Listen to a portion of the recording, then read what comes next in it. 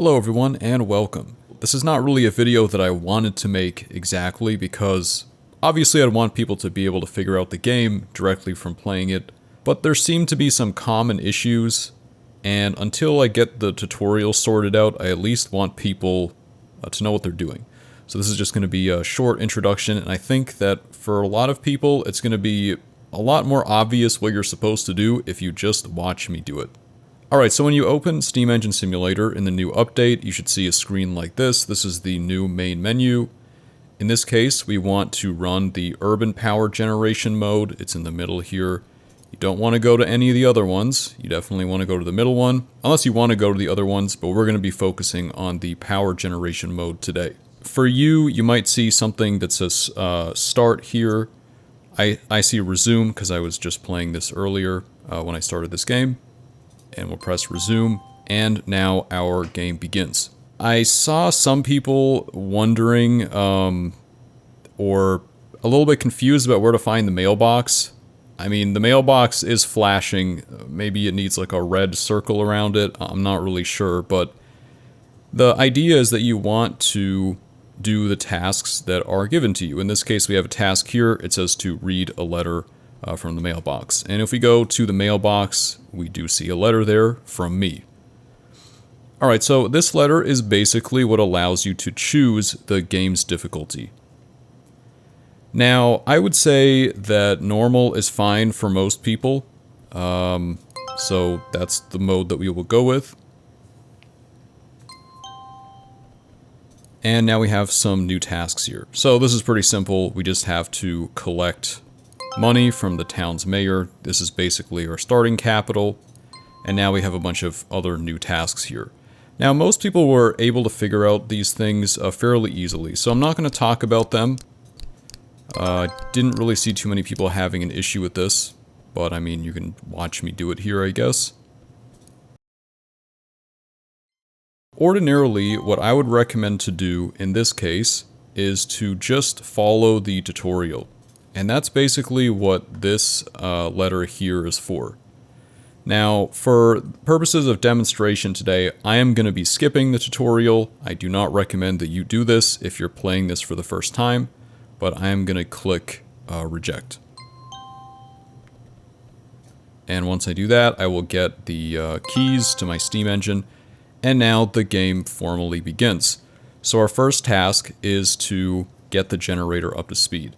Now, this is a fairly simple operation, really. In the tutorial, you're instructed to get the boiler up to about 10 cubic centimeters of water. This is generally a good level, but, I mean, it doesn't actually matter that much. If you have more water, the boiler tends to be a little bit more stable, so that can be an advantage. There really aren't any right answers to this game. I see a lot of people trying to analyze and figure out exactly what the best approach is. And I'm telling you that I don't even know what the best approach is, and in fact, the game itself does not know what the best approach is. This is just the outplaying of physics in simulation form, and a lot of it really is up to the player to figure out what works best, and I don't even know myself. I just know a technique that definitely will work, and it works for me. And it should also work for you. Alright, next step, we have to get our water up to a boil. This is also covered in the tutorial, by the way, so we'll just give this a second. Usually this takes maybe about a minute or so. This is one of the other reasons why it's maybe not a great idea to put too much water initially, because then you're going to be in a situation where you're trying to bring a large mass of water up to temperature, and you end up wasting a lot of fuel that way. So that's the main reason why the tutorial recommends that you go with 10 cubic centimeters. But, I mean, you can make the money back anyway if you go into a lot of debt that way. Alright, so we're up to temperature here. Now, the first thing that you want to do is you want to set your pressure relief valve. So we're going to set this to about maybe 30 psi for now. This is usually, I think the tutorial sets it to 32, if I remember correctly. And as soon as you see steam starting to come out of the pressure relief valve, that means we're putting too much energy into the boiler. So I'm just going to bring the heat down because we don't need that much. Generally speaking, you're going to be running the engine with the throttle fully open, so that's the next thing that I'm going to do. I'm going to set the reverser to full forward because we're trying to start the engine. And now it's just a matter of spinning the engine forward, and it should start immediately. So very simple. There's nothing really too complicated about it. Now you can see that as soon as I started my engine, my boiler pressure is starting to go down. So that's pretty easy to fix. You just need a little bit more heat. It's not too important to, like, again, being a little bit inefficient in this stage is not going to be the end of the world. It's not a disaster. The most important thing right now is getting the generator up to speed. So I'm going to put this in D, which means direct. This is usually what the tutorial tells you to do. And then we're going to go into 1. Alright, so this is a pretty straightforward process. We're going to wait for the generator to stabilize. Then we're going to go into the next gear. We're going to wait for it to stabilize again. And we're going to repeat this process all the way until we get into 6th gear, which usually doesn't take long.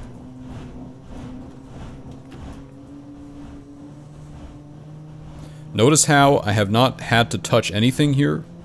And at this stage, it's not too important to micromanage this area. In fact, I would say that you don't really have to micromanage anything. You just have to move everything in very small increments and just maintain control of the engine at all times. That's what I would say is the most important thing. And now we're generating electricity. So it really was just as simple as that. I'm going to put this in the highest gear since that's usually what works best under these conditions. And I'm going to talk about that in a second, how you determine that.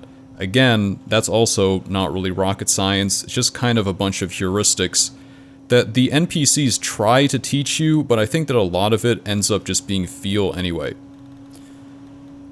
Alright, so to deal with our speed, I'm going to reduce the reverser a little bit, and as I was saying before, if we're just pumping steam out of the PRV, it means we're putting too much heat into the boiler, so we just have to bring it down a little bit. And now that we're at like a reasonable level, and you can tell that it's reasonable because our, I don't know what you would call this, I guess a derivative gauge type thing, is around the middle, which means that our pressure is not going up, it's not going down, we're in a relatively stable position. And as you can see, we're already making a profit. I know that this is red, but the important numbers are your energy income, which is at 4 right now, and our fuel expenses, which is at 3.3. So that means that we're making, I guess, 70 cents per kilowatt hour, which is fine at this stage of the game. So now in terms of the water, you can see that we're kind of running low at this point. Again, you want to be really gentle with this. Probably just here is enough. And we can see that our pressure is still doing fine, our speed is still doing fine, we're operating very efficiently right now. So at this point, maybe the question on your mind is, okay, but how do we determine where all of these things should be? It's actually a lot simpler than it seems. So the most important thing to remember is low reverser settings are always more efficient. Pretty much always. So generally speaking, you want to optimize your values for the lowest possible reverser setting that you can manage. And that is a very important point. If you're starting to lose RPM, probably you're going to have to bring your reverser up a little bit. Now, if you find yourself in a situation, maybe later in the game, where your reverser is wide open, like you're all the way over here, and you just can't keep up with demand, then that probably means that you need to drop down a gear. So that's sort of the other trade-off that you have with this steam engine. Generally speaking, higher gears are more efficient, so they're good for when you're under lighter loads.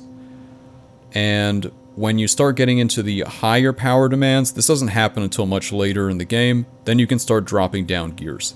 So that's really the rule to remember.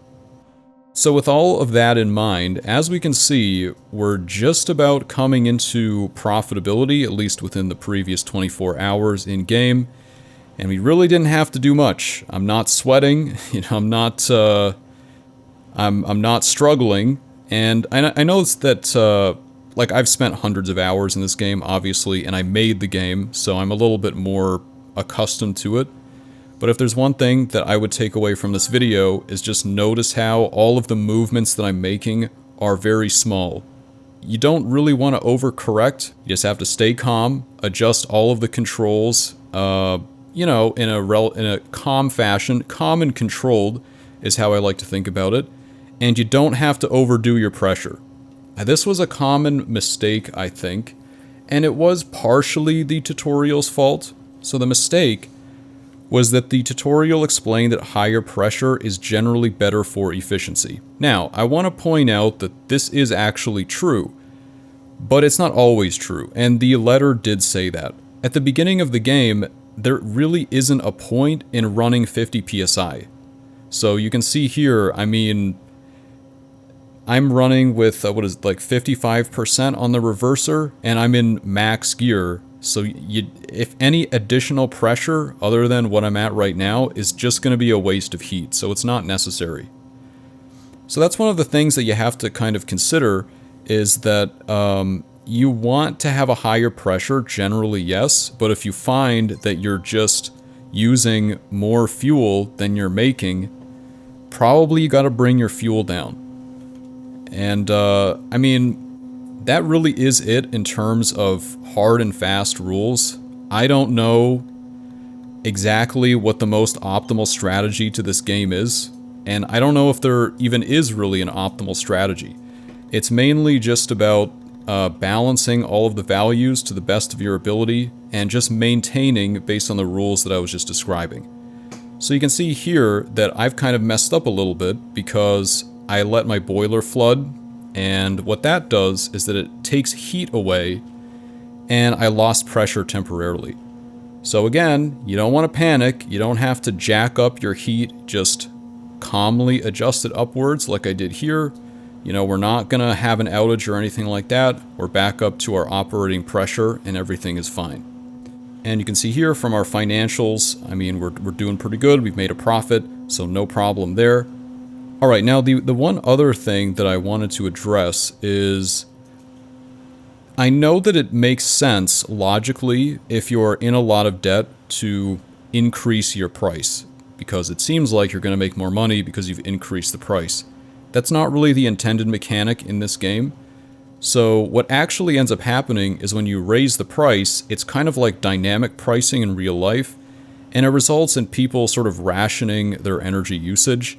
And as a result, it kind of works out to a net zero, because you end up charging more, but they end up using less. So it's actually harder to make your money back. So you don't really need to do that most of the time. In fact, you could probably do the entire game just keeping this at zero, especially in normal or easy. In hard mode, it gets to be a little bit more difficult, but yeah, you'll see what I mean. Alright, and that's pretty much it for this tutorial. We could talk about, like, you know, more advanced things that happen later in the game, but honestly, I feel like once you get to this point, you can balance all of the values. I think the rest of the game is pretty self-explanatory. It's basically just this, but it gets progressively more difficult, and you have progressively higher load on your engine. Now, one other thing that I wanted to talk about that I just remembered is the transmission. So there was a lot of confusion about exactly how it works. It's a lot simpler than it seems, and I'm going to demonstrate it here in the sandbox mode. Now, the other thing is that the sandbox mode is useful because it allows you to learn how to use the other controls, but also you can set the other controls to be operated by the computer. The way that you do that is that you turn on this master enable here, and let's say that I want the computer to manage my water level and my steam pressure. So you can see here that now these controllers are activated, and the computer will try to hit these markers here. I'm just going to set the PRV to something a little bit lower, since that will help the computer balance it or reach like a stable point faster. Alright, so at this point, the boiler is totally handled by the computer. We don't have to do anything. We're just going to open this throttle, and we're going to bring the engine up to speed. We can also use the computer to control the engine speed. So we'll just do this. I mean, that was very violent, but that's just kind of how these controllers work. Maybe you wouldn't do that in real life, but we're not limited by mechanical constraints in this game, or mechanical failure. Alright, so now our engine is running, we're averaging like 150 RPM, and now we can start getting the generator up to speed. Now, the important thing to realize about how this works, it's actually a lot simpler than it seems. So I'm going to zoom in just so you guys can see. So, the stick on the right is basically your large gear steps. So when I go from 1 to 2, this is a fairly large gap in ratio. And you can also see it here. I jumped from gear number 1 all the way up to gear number 5. Now, if you want to go smoothly in between gears 1 and 2, it's actually very simple. So we'll start at D and 1. Now, the gear that is right above 1 is S1. And the next highest gear is S2. And the next highest gear is S3. Now, can you figure out what the gear after this is? It's actually D and then 2. Because that's number 5.